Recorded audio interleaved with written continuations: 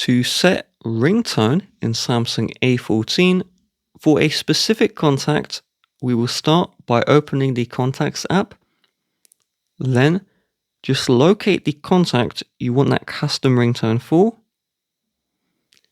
And then we're going to tap the More button here. And you will see Change Ringtone. If you don't see this quickly, tap the Edit, View More, and you'll see that same option.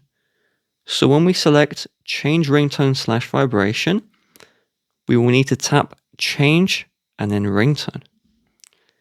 It should bring us to the ringtone picker.